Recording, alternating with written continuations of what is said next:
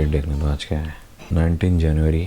अभी मैं हूँ एक अपने नए घर में। यहाँ पे मैंने जस्ट कल ही शिफ्टिंग की है। ये है मेरा रूम। तो व्लॉग की स्टार्ट करते हुए जाएंगे हम निंजा H2 की एक राइड करते हैं, और ये मेरा पहला व्लॉग रहेगा क्योंकि मैंने यहाँ पे माइक्रोफोन लगाया हुआ है।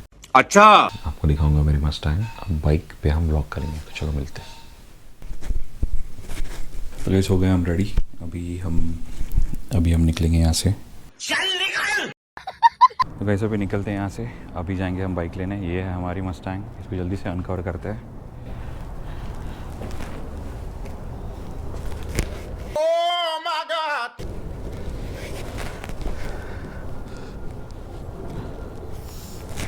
ये हमारी लाइसेंस प्लेट।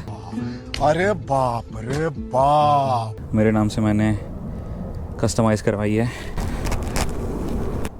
और सबसे अच्छी चीज़ मुझे इसकी लगती है इसका रेड कलर। जैसे आप देख सकते हो, लुक्स रियली अमेजिंग। बात तो सही है। ओके, चलते हैं बाइक की तरफ। तो अभी मैंने पहन ली है बैग। सीट पीछे करनी पड़ेगी क्योंकि तो वैसे ही 2 सीटर गाड़ी है। तो शाम के बज रहे अभी 4 साढ़े 4। मुझे जल्दी से यहाँ से निकल के एक जगह पे जाना है। तो लेट्स गो। तो गाइस फाइनली आ गया हूँ मैं। अभी निकालते अपनी H2। 4 बजे, धूप ज़्यादा नहीं है, लेकिन एक हाथ से निकालना थोड़ा मुश्किल है।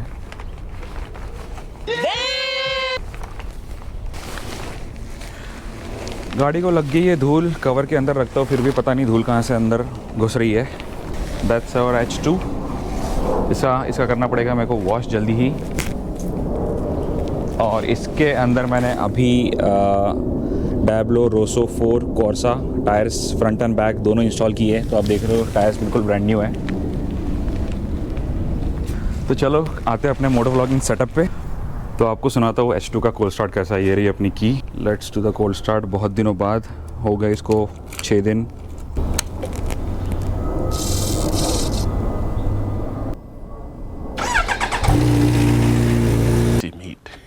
Yeah, boy.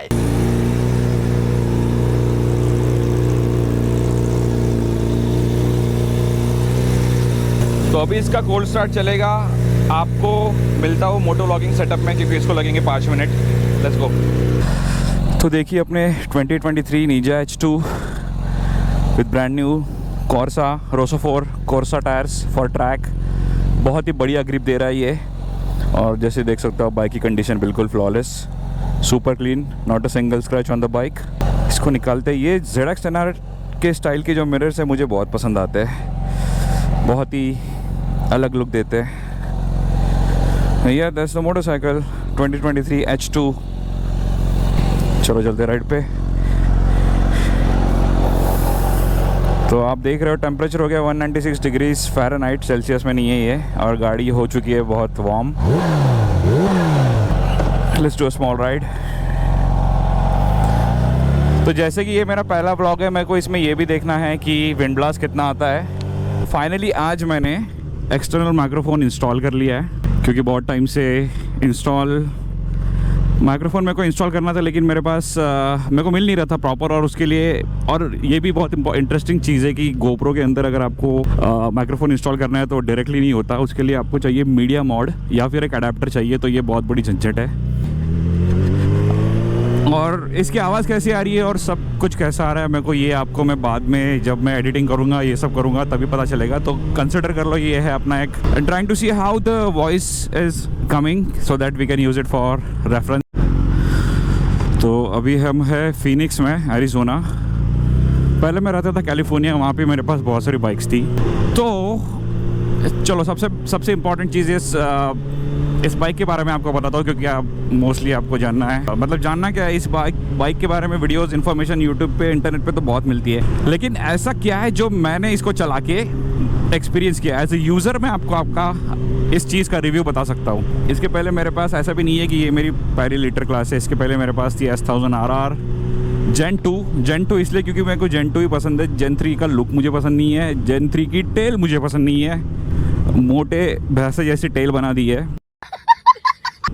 और उसके कंपैरिजन में आप देखोगे S1000 RR Gen 2 या Gen 3, मतलब 2015 से 2018 में जो S1000 RR आती थी मैं उसकी बात कर रहा हूँ। तो उसकी टेल देखोगे बहुत ही एलिगेंट है, बहुत ही स्लीक है, कंप्लीट बाइक लगती है। क्योंकि देखो ऐसा भी हो सकता है मैं जेंजी नहीं हूँ, मेरे टाइम पे वो बाइक थी और वो मेरा ड्रीम था। जब मैं कॉलेज में था तब मेरे को S1000 2015 मॉडल, उससे भी पुरानी ले लो 2010 से जो आती थी, जो एलियन लाइट्स वाली आती थी, तो वो मेरी ड्रीम बाइक थी भाई। मतलब उसका कंपटीशन है ही नहीं। आज भी अगर आप नई S1000 से उसके लुक का कंपैरिजन करो तो भाई मैं ओल्ड स्कूल हूँ, मुझे वो गाड़ी पसंद है, मेरे को नई वाली पसंद आती ही नहीं है। मेरे पास कितने भी पैसे आ जाए पता नहीं, मैंने आज तक ली नहीं है। मैंने कि Gen 3, मैंने Gen 4 बोलूँगा न्यू वाली को, तो Gen 3 एक Gen पीछे जाता है। तो Gen 3 जो बाइक है मैंने अब तक 3 ले ली है। अब मतलब आप देख लो मेरा प्यार उस बाइक से कितना है। तो अगर मैं उस बाइक से इसे कंपेयर करूँ तो एक चीज़ आएगी, वो सबसे पहली चीज़ है कि पावर जो इसमें इतनी ज़्यादा है। एग्जाम्पल, अगर मैं थ्रॉटल को अगर इतना कर लूँ ना तो गाड़ी सीधा भागने लगती है। क्या बात कर रहे हैं? और बाकी गाड़ियों में जैसे डुकाटी हो गई या S1000 ले ली, उसमें आपको है ना खींचना पड़ता है। उसमें लगता है कि इंजन जो है ना प्रेशर जान लगा रहा है कि चलो भाग रहा है करके। इसमें ऐसा फील ही नहीं होता, इसमें बहुत ही एफर्टलेस फील होता है। इसका ये जो साइज़ देख रहे हो आप, सबसे पहले जब मैं इस पर बैठा तो मुझे याद आ गई हायाबुसा की, क्योंकि मुझे नहीं लगता कि हायाबुसा के बाद यही बाइक होगी जिसका इतना बड़ा कॉकपिट। अगर मैं बोलूँ इन शॉर्ट, अगर मैं बोलूँ हैंडलिंग की, तो ZX-10R आपको पता है, ZX-10R की हैंडलिंग और इसकी हैंडलिंग में मुझे ज़्यादा फर्क नहीं लगता। एज अ यूज़र बता रहा हूँ क्योंकि चला रहा हूँ मैं, बाकी लोग दुनिया में क्या बोलते हैं मुझे नहीं पता। तो ZX-10 की जो हैंडलिंग है और इसकी मुझे बहुत सिमिलर लगी। तो अभी हैंडलिंग की बात करते हैं और हम कंपेयर कर रहे हैं S1000 से, तो एक चीज़ तो है कि उस बाइक की हैंडलिंग थोड़ी ज़्यादा अच्छी है। क्यों? क्योंकि वो इतनी चौड़ी नहीं है, वो थोड़ी स्लिम है, जिसकी वजह से हैंडलिंग में उसका बहुत इम्पैक्ट पड़ता है। जैसे डुकाटी होती है, S1000 होती है, दोनों का जो डायमेंशन है थोड़ा कम है। तो this is one of the reasons कि that bike handles better. That does not mean that this is not a good handler.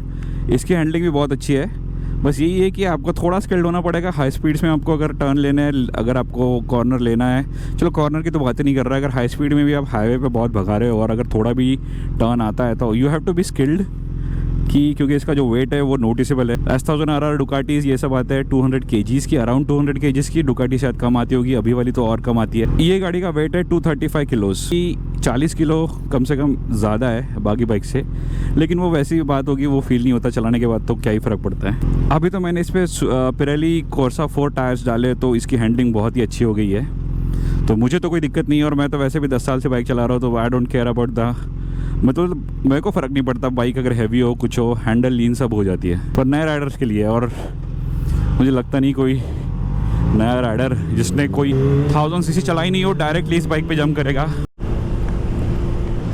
तो गाइस एक काम करते हैं, अभी चलते हैं फ्रीवे पे। राइट साइड से आ रहा है फ्रीवे मतलब हाईवे हो गया जहाँ से हाई स्पीड से गाड़ियाँ चलती है। तो यहाँ थोड़ा देखो, इंडिया में यहाँ पे इतना फ़र्क है ना कि यहाँ पे गाड़ियाँ रुकती नहीं है, और आप यहाँ पे कोई आदमी देखोगे नहीं रोड क्रॉस कर रहा है। रोड पे आपको सिर्फ कार्स दिखेंगी।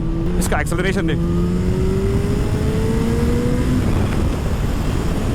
और एक चीज़ इंपॉर्टेंट है, ये स्पीड है माइल्स पर आवर में, क्योंकि यूएस में माइल्स पर आवर चलता है, किलोमीटर में नहीं है। ये गलती से ये मत समझ लेना भाई 60 पे नहीं चला रहा हूँ ये। तो ये जो स्पीड दिख रही है 60 माइल्स होगी कम से कम 100 के अराउंड।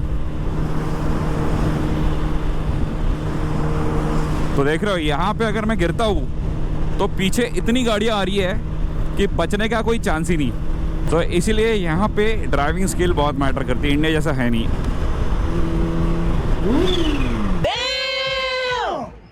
हाँ, इसका सुपर चार्जर यार अलग ही साउंड करता है।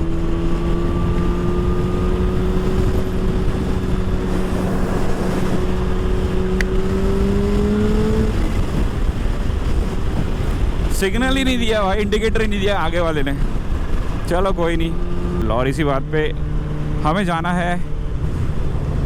हमारे पास जीपीएस भी नहीं है, चलो देखते हैं कहाँ जाता है रोड।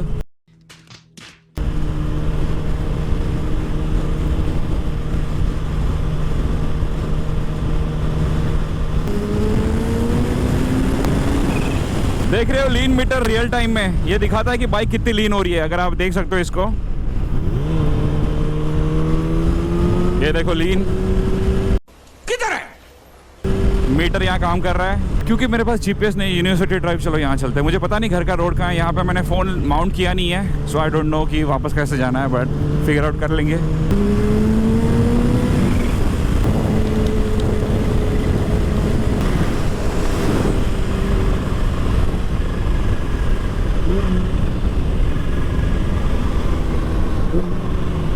तो एक और चीज़ आपको बताना था मेरे को कि ये जो H2 है ये है 2023। सो बेसिकली आपको जैसे पता है कि इंडिया में जो भी H2s आते हैं वो आते हैं 2015 से 2018 मोस्टली। ये JS फिल्म और बाकी जितने भी इन्फ्लुएंसर्स बड़े बड़े जिनके पास H2 है वो है पुराना मॉडल। आप इस चीज़ से बता सकते हो क्योंकि इसका जो इंस्ट्रूमेंट क्लस्टर है ये जो TFT है उसमें नहीं आता, उसमें आता है पुराना वाला।